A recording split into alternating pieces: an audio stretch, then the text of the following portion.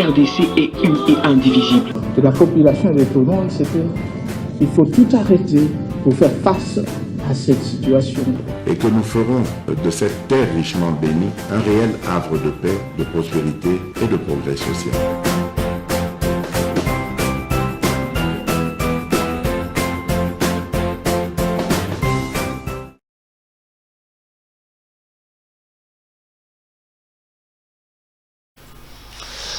Merci.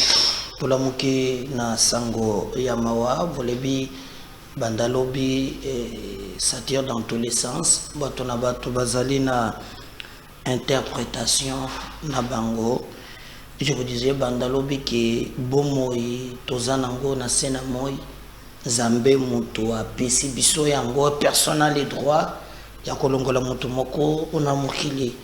Comme disait la Bible, qu'écoutera un homme s'il gagnait tout le bien de ce monde, mais à la fin s'il perdait sa vie. Vous savez, même les gens qui tuent oublient qu'eux aussi mourront. Il y aura un jour où nous allons quitter cette terre et chacun sera comptable de ce qu'il aura fait dans mon kilo yassé. J'aime un cantique, ya maman alors, oh lobby, sur cette terre des hommes, je ne suis qu'un pèlerin. Je me demande si un jour ce que les hommes diront de moi. Un jour nous retournons auprès de notre Créateur. Tangisaka makila ya batu parce que bapesio misolo. Mais à chaque fois que zotambo zolo na yo etali na se, je te rappelle qu'un jour tu quitteras cette terre des hommes. Ozala ba immeuble, ozala na banine. Je me pose la question, à quoi bon kosala baninga mabe? Surtout kolelisa mabota. Là où le bas blesse et que les informations na zanango na liwa ya chérubin, on attend qu'on communique. Mais je regrette au moins que les gens commencent à trafiquer même na liwa yaba, tout ça c'est très grave. On atteint le niveau de paroxysme où je me pose la question, ceux qui sous sens ya bomo tout zanango de sous, vous avez participé na mawa. Moi, je vous ai dit, Lobina la comment moi j'étais avec Chérubin. Il était devenu ministre. Malgré nos relations, je n'ai jamais été dans son cabinet. Mais le sens, il y a humilité. Je vous ai dit, Lobby, je me suis souvenu, qui n'a parlé du peuple, alors qu'il ministre en fonction. Quand il m'a vu à Kindela Kinga, il m'a fixé même un rendez-vous, c'était un lundi à 11h dans le cabinet. Mais c'est quelqu'un que moi j'ai connu personnellement. Comme na Congo, mais sans pour ne pas tomber dans cette histoire, je vis cet homme, je l'ai connu. C'est lui qui m'avait appelé. Mokoloba invalida qui est dans la cour constitutionnelle avant comme ministre ou député national. Je suis allé te échanger avec Singaï. Tala, mon frère Nabundi, Naza Eli, mais Tala Ndengeni ni balingi ba longo langai na makasi na liste. Tala vraiment, Tala, il a dit beaucoup de choses. Mais après, avec Kangako tu photo comme on le média, aucun de collègues sabatu que Nazola la libanda. Voilà, il est là. Il est devenu ministre, tout. On gardait de très bonnes relations. Mais, il y a bazar dans le laboratoire, il y a l'IWA. Bato bazar pour la politique, pour le pouvoir. Ils sont prêts même à faire couler le sang. Ça, c'est. C'est dur, hein? C'est pas ça, c'est pas congolais. Bisso. Hein? Bisso, c'est un somo ya makila. Hein? Le sang. Moulimo oyo uti Rwanda. Et je vais vous montrer le mot opérandis. Comment ces gens ont œuvré pour verser le sang d'un innocent qui créera vengeance. Et moi je pense que Chérubin Otiende, Makila n'a pas créé vengeance. Donc c'est la mission D3, je ne sais pas comment, mais beaucoup yeba en réalité, qu'est-ce qui se passe? Les contours. Il y a l'Iwa, il y a Chérubin. Bande konanga, les contours, il y a l'Iwa, il y a Chérubin, Okende, Oyo, Azali, et cadre, Azali, cadre et ensemble. Mais nous apprenons même que les relations étaient mal montées. Et qu'il était même prêt déjà à quitter ensemble parce que s'est passé beaucoup de choses autour de Makambouane. Voilà, j'espère que wana bozota la main tokokipe koleka na ba info du jour. Alors, je vais vous laisser d'abord Tolanga, le procureur, il y a cour constitutionnelle qui nous explique comment d'abord Chérubin a comment qui n'a pas la cour constitutionnelle pour te continuer à Makambo Moussous. On suit le procureur et on revient juste après. Je demande pourquoi le juge là, ça c'est très grave. Dans le cadre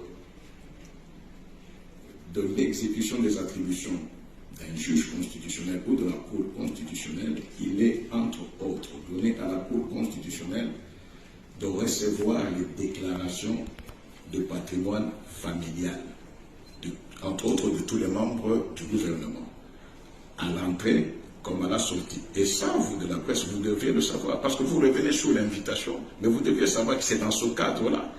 Ce n'est pas la première fois que ça se fait. Et le règlement intérieur de la Cour, en son article 93, donne au juge rapporteur, si les éléments ne sont pas complets, d'inviter. On n'invite pas l'administration parce que nous sommes en matière de déclaration de patrimoine, c'est individuel et c'est secret confidentiel. C'est la personne qui doit ajouter les éléments qu'on invite. Vous êtes journaliste, il y a des membres, même le Premier ministre actuel, mais ils sont tous soumis à cet exercice-là. Les ministres viennent ici et ils le font. Quand on constate qu'il y a des éléments qui manquent, on invite. Et dans ce cadre ici, il y avait 3 ministres démissionnaires. Les invitations ont été lancées non pas à un, mais à tous les 3. Donc c'est ça aussi que vous ne voulez pas donner à tous les 3. C'était pour donner les compléments d'information. Le mardi, ils entrent en contact avec tous pour leur signaler qu'il y avait des correspondances. Quitte à ce que l'intéressé, c'est comme ça qu'on fait, quitte à ce que l'intéressé dise comment est-ce qu'il entrera en possession de cette correspondance. Il peut venir, il peut envoyer quelqu'un. L'essentiel est que la lettre, que lui-même qui est le destinataire, parce que ça a un caractère confidentiel et individuel, qu'il soit d'abord informé. Il dira, aujourd'hui même, c'est le mardi, je passerai, si je ne passe pas, j'enverrai quelqu'un. Ça n'a pas été le cas, mais c'est le mercredi qu'il va appeler pour dire, je suis empêché, j'envoie mon collaborateur. Il passera, comme le procureur général venait de vous dire, à 11 h. Et il a accusé réception en mettant son nom et son numéro de téléphone. Normal. Il repart à 16 h, le même qui a pris l'invitation. Ce n'était pas pour des réunions, il n'y a aucune erreur, c'est juste pour qu'il vienne donner. On lui informe les éléments qui manquent et il les supplée. Il pouvait les avoir ou les amener après. À 16 h, le même collaborateur ramène la réponse du ministre honoraire pour dire demain jeudi, je n'aurai pas de temps, je passerai, accepter que je passe vendredi. Il dépose la lettre et il repart.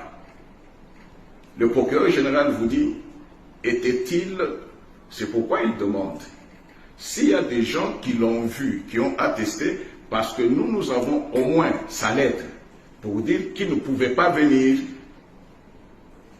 Nous avons sa lettre, c'est ça qui est officiel. Et puis de toutes les façons, on tournerait autour de l'invitation. En fait, s'il était venu et qu'il était entré, mais c'est lui qui recevait la lettre. S'il était resté à l'extérieur,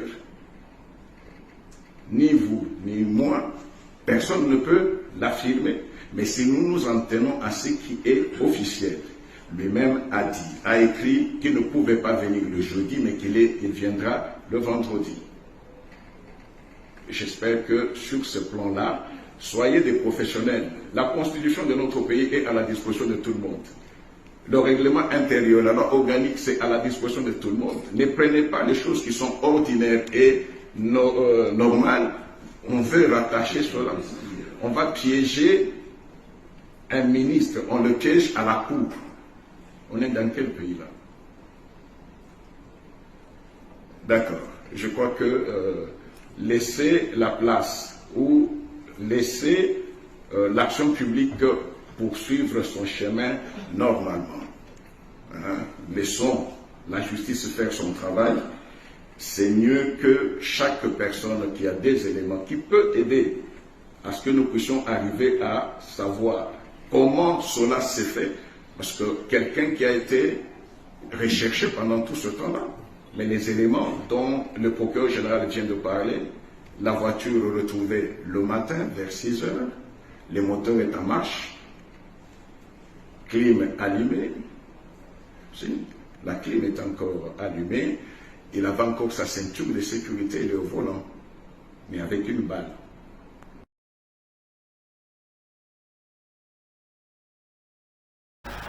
Je crois que wana boyo qui bien ezali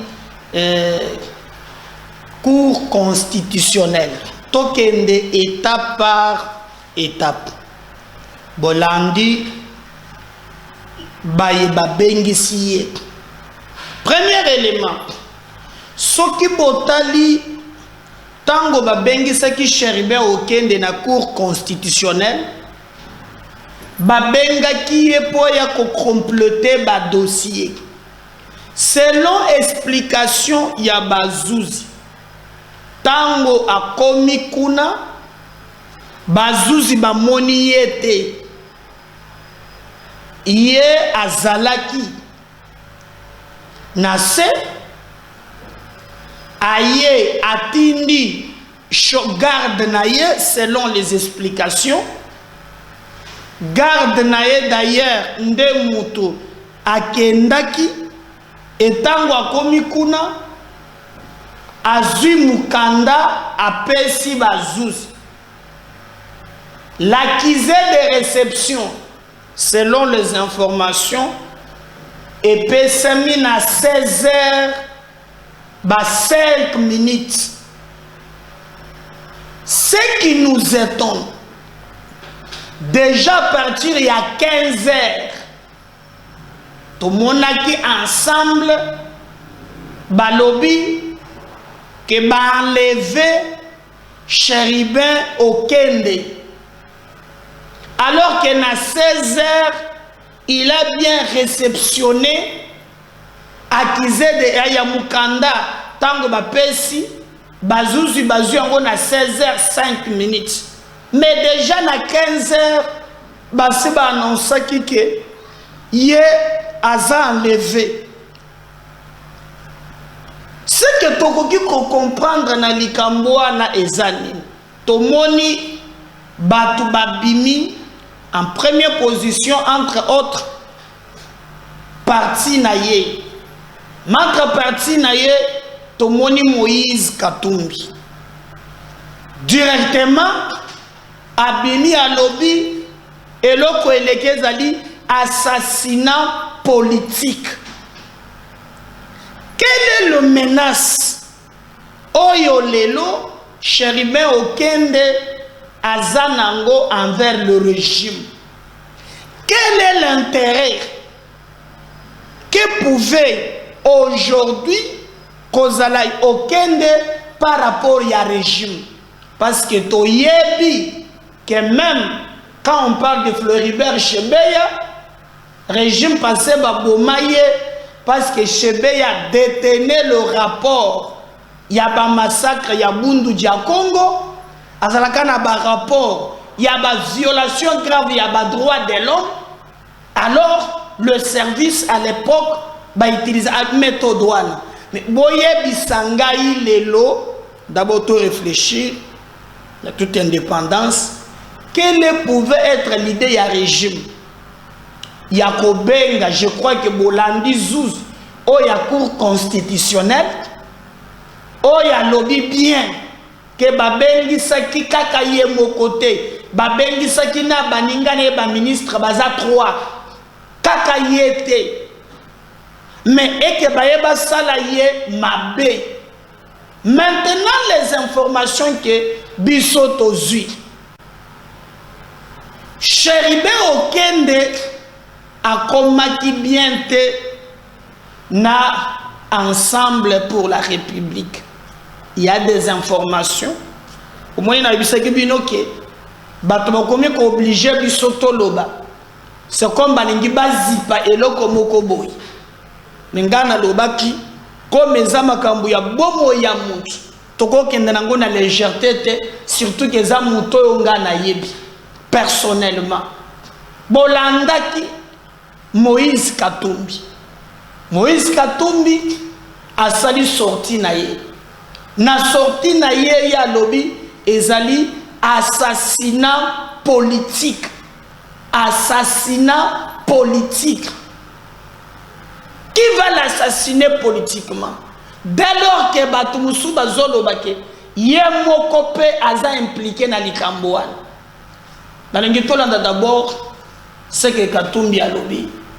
Poto Zonga, Toyoka, Bamakambo Moussous. Suivant Moïse Katumbi, Tozonga juste après. Je suis vraiment en colère. Chéribin a été assassiné. C'est un assassinat politique. Il portait la voix du parti. On veut nous faire taire. C'est pourquoi je rentre au pays. Nous allons demander une enquête indépendante. Car Chéribin, c'était un homme bien, un père de famille, un homme très pacifique, très loyal. Il a servi son pays. Il a été assassiné sauvagement. C'est triste pour notre pays et surtout pour notre démocratie. Mes condoléances à toute la famille de Chéribin. Je suis en route et je rentre chez nous et bientôt je serai à Kinshasa pour pleurer Chéribin. Je suis vraiment en colère. Chéribin a été assassiné. C'est un assassinat politique. Il portait la voix du parti. On veut nous faire taire. C'est pourquoi je rentre au pays. Nous allons demander une enquête indépendante. Car Chéribin, c'était un homme bien, un père de famille, un homme très pacifique, très loyal. Il a servi son pays. Il a été assassiné sauvagement. C'est triste pour notre pays et surtout pour notre démocratie. Mes condoléances à toute la famille de Chéribin. Je suis en route et je rentre chez nous. Voilà. Selon Katumbi, ezali assassinat politique. Alors, Sinde Natuni Bino, le régime Bakoki Kolukaba assassiné Chéribin pour Nanine. Mais, Nayoki Bakomi ko démentir, Balobi Keza Mwana ya Chéribin. Est-ce que Tokoki Koyoka pe Mwana ya Chéribin au Kende? Déjà, Abandaki ko dénoncer Aleli Alobi, Papa Nabango, Alobaki ke ensemble, Balingi et Lissousouté. Surtout dans la deuxième émission, na Kochela Bino, un élément ya Chéribin au Kende, Oyo Yazo dénoncer Rwanda. C'est le seul qui a osé dénoncer le Rwanda. Na M23 a Tangi Bango na Kombo. Parce que selon les informations à ma possession, Kou Oyo ils ont monté na ba Rwandais. Et c'est un processus Oyo Izolinga Bachakao Nambok. Voilà la deuxième émission de la révélation PEBL. Et pourquoi on pouvait assassiner Cherubin politiquement. Mais pourquoi les partis de Katumbi s'empressent? Katumbi lui-même parle d'un assassinat politique. Azolinga Maskeni, parce qu'il s'agit à Viamout. Ce n'est pas normal. Et le gouvernement, le régime va l'assassiner politiquement pour Nani. Bolanda mona ya Cherubin Makambo à lobby. Et on va revenir pour continuer l'émission Nabiso Mokolo ya Lelo. Basalel papa, eloroni na salibino, eloroni na salibino, eloroni na sali. Eloroni na basalel papa, eloroni na salibino, eloroni na salibino, eloroni na sali. Ah, voilà bakanga ya takokanga. Toketa la prison papa. Nyamane tumba Cherubin okende. Ah, papa. Papa la papa. Cherubin la ngai papa. Papa no mono wapi. Eloko bosali toyebi. Toyebi, hello Mosali. Bolinga geli susute. Akomaika ko déclarer la femme de Balingiete. Papa Papa Abi moya lo besate. Moya lo besate. Asamba Balingingate. Asamba Balingingate. Papa.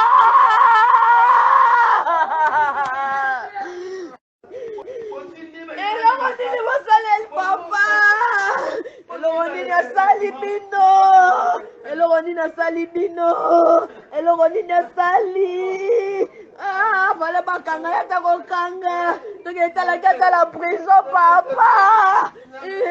Nyamane tumba Cherubin okende. Ah, papa.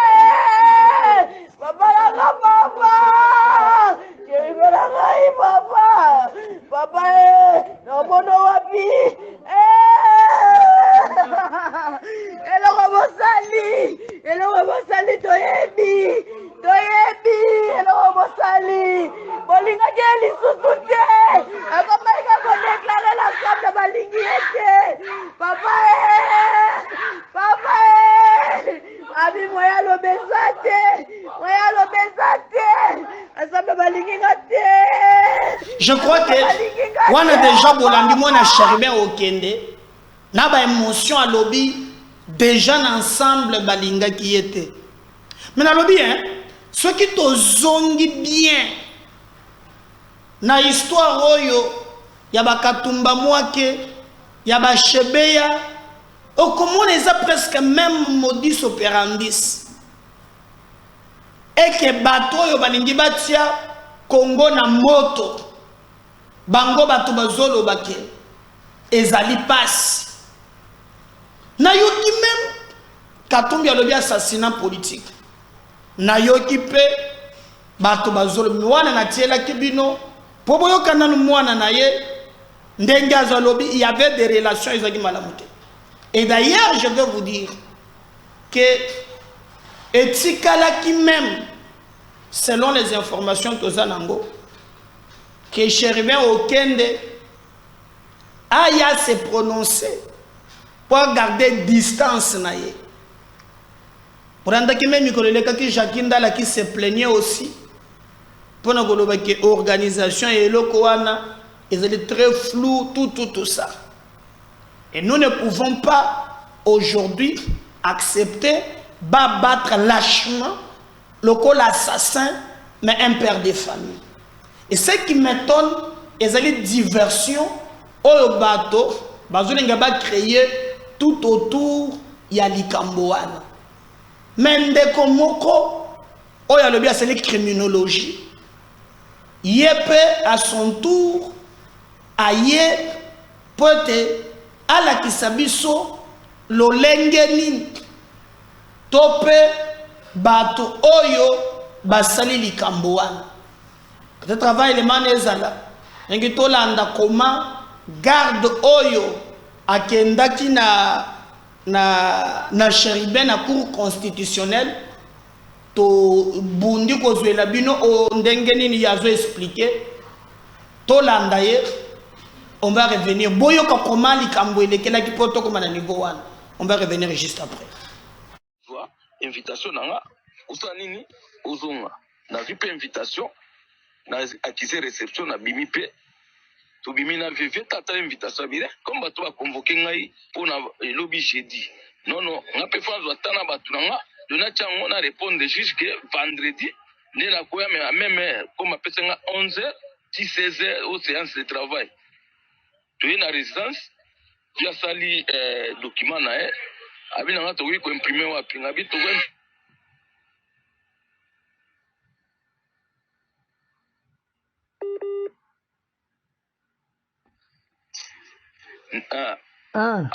Allô Nazoko. Oui, ndatina chauffeur. Atini chauffeur na résidence na ya Ipen. Atiki la père na logo moko kuna. Neto bimiso mimbale. To kompe na batete la to imprimer document. Tu es na cour constitutionnelle via ticket na parking. A signé a pesinga document. Wana cour constitutionnelle. Na sakiti. Na mati na cour constitutionnelle. Na mati na saki 10 minutes ndeko. Basignelenga kaka document na bima na parking via zate. Na tuni ba policier ono kara ngweto bima ka bo malembe kara to bima malembe na bandi ko benga vie banda na banda ko benga ndeko na ngai tililo via téléphone ezo sonner mais via zo ya téléphone ndena ko benga CG bolingete na ko informer comme ngamu na kina uzo document nazana nana document invitation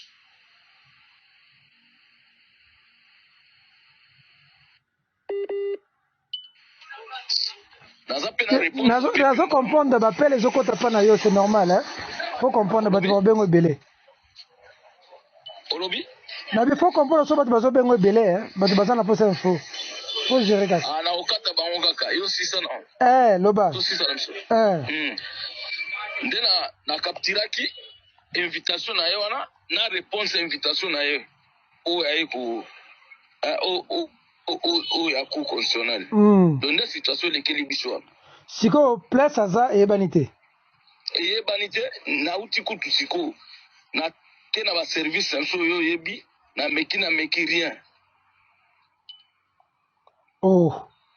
siko babiso te ke ndenge bimaki na bato bazue eloko babiso eloko te bango babiseke babisinga kaka anosa manœuvre awa na car bon nga nazo raisonner kozala boye ntango atikaki nga mpo banda oloba akozonga ndako po mapesa nga mbongo moko boye na maboko na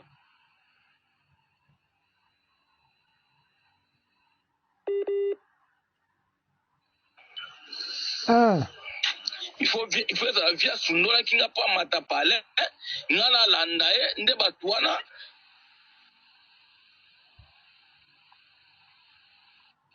batie ya mbiskadi na nzela selon batie ya mbiskadi nde bazue na mutuka bakei kotele na kar bake na kar po bake na kar na biloko nyonso na arme na ngai na kati ya kar bake na kitoko mutu na ngai ezozosala buloto bana bakosala baalerte pour en sauver vie soki ozwi élément to information obwakeli ngai merci beaucoup kitoko yena ndeko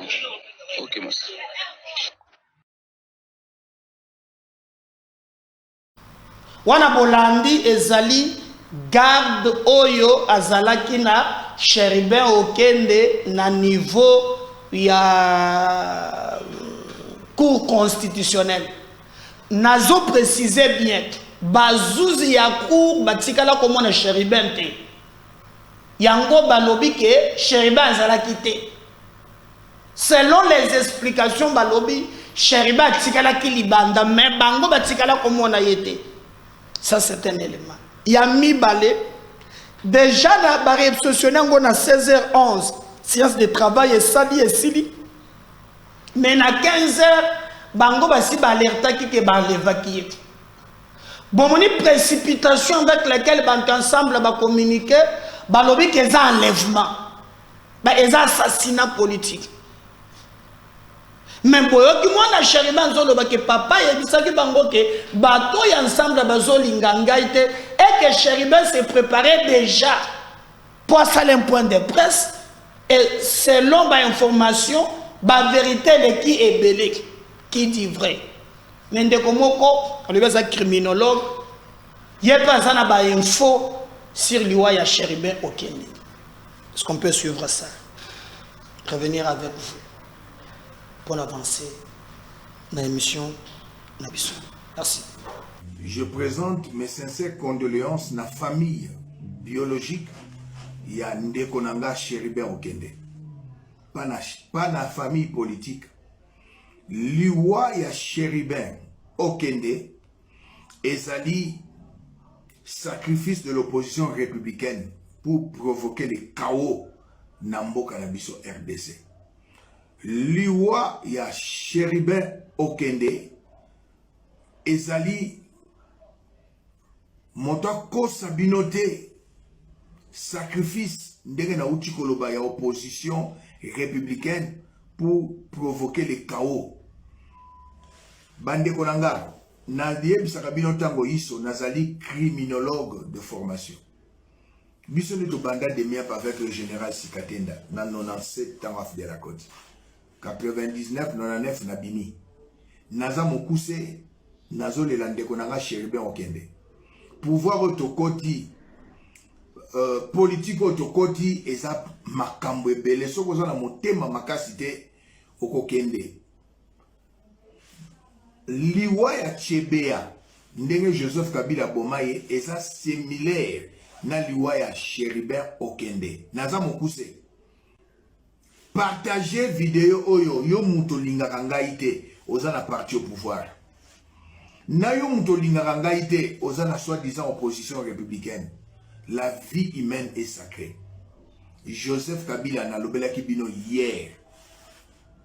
Peuple congolais bokanga Joseph Kabila bokanga Olivier Lembe. Na lobaki yango hier l'émission la salaki hier. Lelo bomoni ezali Joseph Kabila ndenga boma Chebea akei na Ipekin alimwe na Tongo bakuti Joseph Kabila ni monsieur Chebea na route kuna ya route de Matadi. Lolenge moko Ndeko Chéribin a répondre à l'invitation. Après ce courrier na chauffeur kende kotika na cour constitutionnel azonga boy chauffeur azonga boy akuti mutu kezate na poilu na 2h du matin Ndeko Chéribin nzoto na masasi akufi. C'est pour provoquer le chaos na pouvoir en place to boyango. Moïse Katumbi obeti mabe. Bandeko nanga bakatange je vous aime beaucoup. Réconciliation katangaise ezalaki piège oyo bétranger mibale basalaki bino. Bandeko bakatange bokoti na erreur ya Joseph Kabila Rwandais touti bokoti na erreur ya Moïse Katumbi. Il n'a rien de congolais. Moïse Katumbi n'a rien de congolais. Mutako sabinote. Lelo yo Chéribin akufi. Toujours bandeko Kasai. Oyo aza na prison. Petit Moukebaï, il est du Kasai.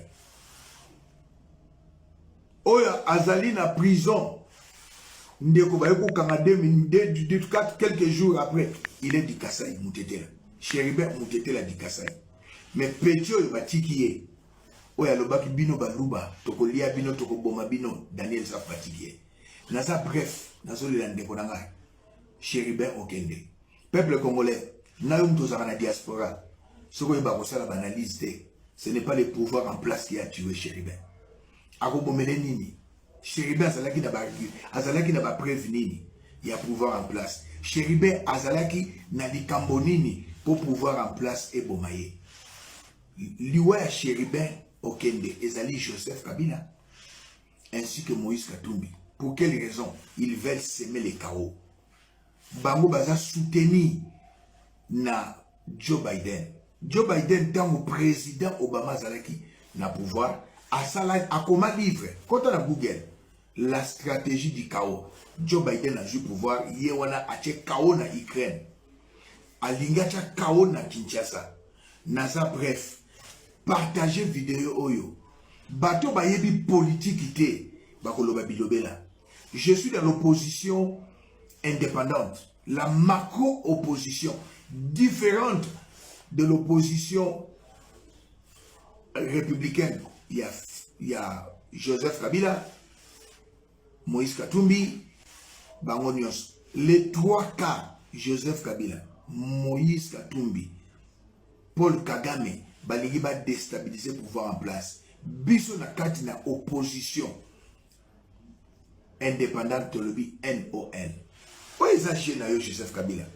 Ndenga boma Chebea, ndenge pa bomi Chéribin. Et na accord ya Moïse Katumbi, bondimi Chéribin kende.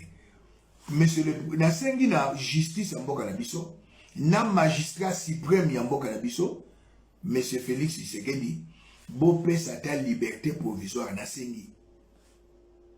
Na Mukebai, na ndeko nanga o bouti ko tia maboko mikolo na Salomon Idikalonda. Bazana bango na problème te. Aujourd'hui, le problème au Congo, c'est deux personnes, Joseph Kabila et Moïse Katumbi. Soki Joseph Kabila, monsieur le président, botique a sillonné au Gozana Kimiade. Peuple congolais bobi mananzela, bo kena kingakati, bo boto la kingakati. Un peuple se libère. Bo kanga Oli Vilembe, bo kanga Joseph Kabila. Bo monsieur le président, Santimé Zalakate. Ngobila azala kacha likamboy. Général Pai noko ya mwasi naye azala likacha likamboy. Bolekisa ki vidéo il y a 2021. Bo pesi nga raison après 2 ans. Bazana ba plan pour déstabiliser le pouvoir na yo. Mais biso do lingito ke na élection, soki to bengani M23. Roubert wazana kati likamboy. Nyaruga wazana kati na likamboy. Kabwana na bateau bazaba Rwandais na bazana présidence. Ministre de la Défense solo tala na police tala na armée bo benga na ba infiltré oyo Joseph Kabila acha liwa pona ko sukisa ya monsieur Chéribin Okende. Voilà, je crois que peut-être qu'il y a des dérapages bakombo mususu ya tangi na katiwana ngai na koki ko confirmer à 100% te. Donc ça l'engage que lui tous un moment où bato bazobima assassinat politique ba babimi ba pesi sont des cloches na bango, mais au moins na kotie la bino ba point de vue ya bato na bato sans que ngana confirmer. Parce que quand babima lobi par exemple que non ndenge zaboye les assassinats, alors Félix va assassiner Chéribin poison azana menace nini. Regardez comment Batubaza moins intelligent bazo comparer. Quand vous comparez les cas Chebeya na cas Chéribin, il faut être intelligent. Chebeya détenait le rapport. Il y a Bundu Dia Congo. Massacre yo batu a fait c'est à l'époque. Mais Chéribin détient quoi pour être assassiné par le régime? Et d'ailleurs, suivez le porte-parole du gouvernement, le premier ministre. C'est vrai que le président, c'est là qu'une activité, moi, ça le lobby pour inaugurer. Et là, comme côté batengi, il y a misé ceux qui placent nos yabo. Basi batagi bagarre des républicains, tout. Non, c'est là qui a annulé. Le président était choqué. Suivez par exemple le gouvernement s'est réuni. Boyoka, Oyo, porte-parole du gouvernement, a fait le compte rendu. On va revenir juste après. Premier ministre, que peut-on savoir? Peut-on savoir sur quoi apporter la réunion de tout à l'heure? Nous sommes tous d'abord sous le choc. Le président de la République en premier, le Premier ministre et nous tous membres du gouvernement, y compris toutes les autorités réunies ici et sûrement toute la communauté congolaise, de voir cet acte ignoble posé contre l'un de nos collègues il y a quelques mois, à savoir l'honorable Chéribin Okende Senga. Le Premier ministre a voulu très rapidement réunir tous les responsables de services de sécurité pour faire le point de la situation, au-delà du message de condamnation et des condoléances qui a été fait, parce qu'il faut faire diligence pour qu'une enquête minutieuse puisse être faite. Dans cet ordre, il y a une enquête préliminaire qui a déjà commencé au niveau de la police nationale. Mais il a été convenu durant cette réunion que ce sera une enquête, une commission d'enquête plus large qui impliquera tous les services et nous avons convenu que nous allons associer à cette enquête des services étrangers des pays amis pour qu'en toute transparence et très rapidement, nous puissions faire la lumière sur ces crimes odieux qui arrivent dans un contexte où nous étions déjà sur vigilance. Vous avez vu que la semaine dernière, il y a eu des bouclages qui ont été faits notamment dans la commune de Bandal. Vous avez vu qu'il y a quelques jours, nous avons fait une communication avec le ministre de l'Intérieur et le ministre de la Santé parce qu'il y a visiblement une volonté de s'aimer la psychose lorsqu'on parle de kidnapping, lorsqu'on parle de trafic d'organes. Nous étions déjà en alerte et les services vont redoubler davantage de vigilance. Il y aura des mesures qui seront annoncées par la police toujours dans ces cas parce qu'il est hors des questions de plonger la ville de Kinshasa dans une quelconque forme de psychose alors que nous sommes à la veille d'un événement attendu mondialement, à savoir les Jeux de la francophonie. Nous avons les élections en fin d'année qui vont arriver. Nous tenons donc à ces engagements et nous allons travailler pour nous assurer que la sécurité est tenue à Kinshasa comme partout. Est-ce que vous souhaitez répondre à toutes ces déclarations des acteurs politiques, notamment de l'opposition, qui parlent d'un assassinat politique? Est-ce que le gouvernement voudrait répondre à toutes ces accusations? Écoutez, nous sommes le gouvernement et il ne serait pas de bon aloi. C'est aujourd'hui que notre collègue est décédé, l'heure est plutôt au recueillement. C'est dans cet ordre d'ailleurs que le président de la République a annulé, il devait faire une visite sur terrain et le Premier ministre a réduit au maximum les activités qu'il devait faire ce jour parce qu'il faut observer une pensée pieuse pour celui qui a été des nôtres. On peut diverger sur le plan de la politique, mais ici, il s'agit d'une vie humaine. C'est aussi les lieux d'interpeller les uns les autres que ce n'est pas le moment de venir vouloir faire...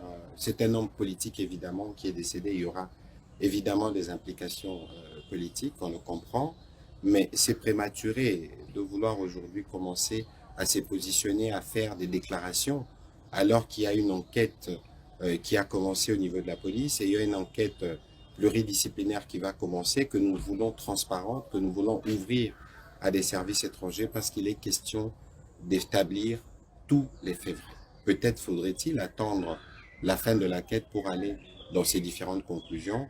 Nous sommes gouvernement, nous allons travailler à rassurer nos populations sur les mesures que nous prenons pour les sécuriser. Les autres font la politique, mais nous veillons sur le pays. Merci. Voilà, bolandi porte-parole, il y a gouvernement à répondre à la préoccupation, il y a Bandeko, mais au moins, nous voulons rapidement regarder ce qui s'est fait sur ce terrain. Moi, je reviens juste. N'oubliez pas de vous abonner. On va se séparer dans l'élément où il y a terrain et je reviens à deuxième numéro encore pour des révélations. À tout à l'heure, merci.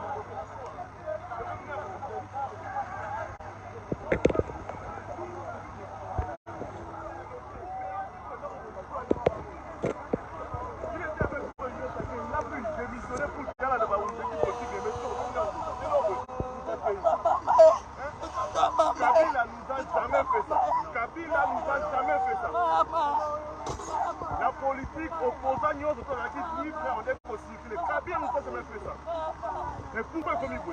Pourquoi on peut les arrêter?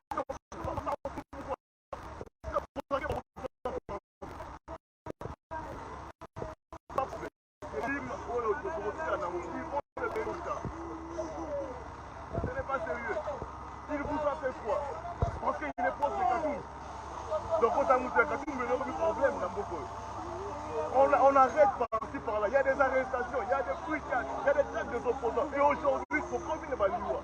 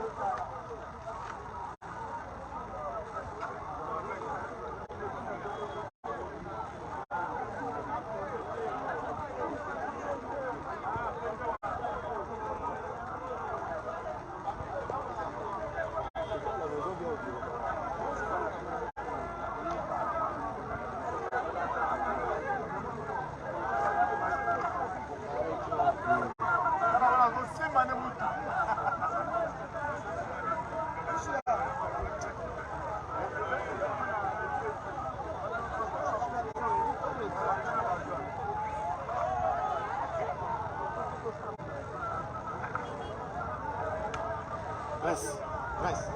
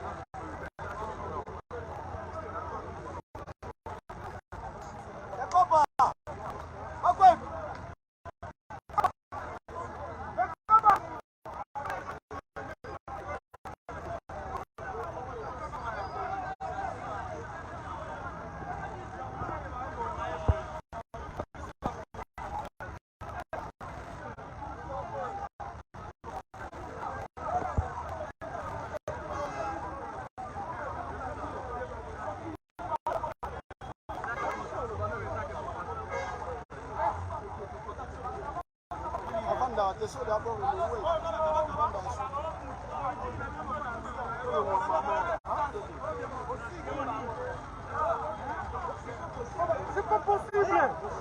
Assalini.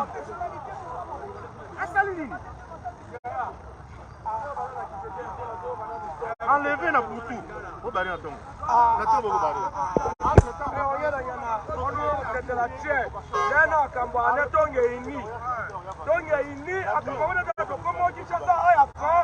Sécurité pour les hommes politiques à Chico.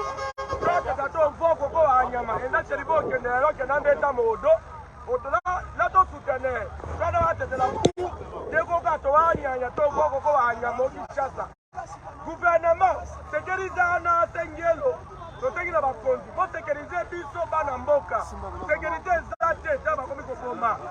Comme il faut former, pour aider à la montée. Là, il y a une par rapport au Bisso, ma politique, mais Zambo, on a Bisso, on a droit pour la Coloba. Insécurité, ça va pour la insécurité, ça partout, on a vu la Kinshasa, Congo, Mobimba. Et là, tous les 5 années, tous comprendre les tempo quand on est les Okende. Tous les monde a battu beaucoup pour la mortalité, mais le gouvernement est en place. Et les monde a tout, les monde a tout. Tous les 5 qui sont là, nous avons la peine de nous faire pas bien en Jean-Pierre Bemba Congo. Bien sûr, nous avons déjà 8 mois. La prison pour la yé. Tous les a besoin bien, on tire dans la police. Pour insécurité dans ma casse. Mais quand on quitte ça, ils sont par deux, c'est pas dans votre temps. Il est qui nous cherche au combat. On tire à la barrière. La police, c'est au gêné. 20 000 francs.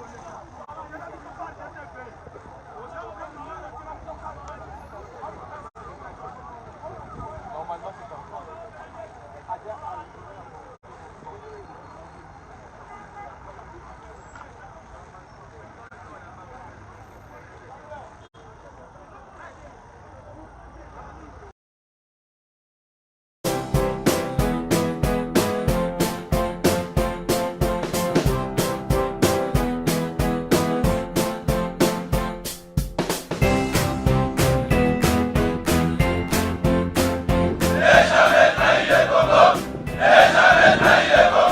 La RDC est une et indivisible. De la population et de tout le monde, c'était il faut tout arrêter pour faire face à cette situation.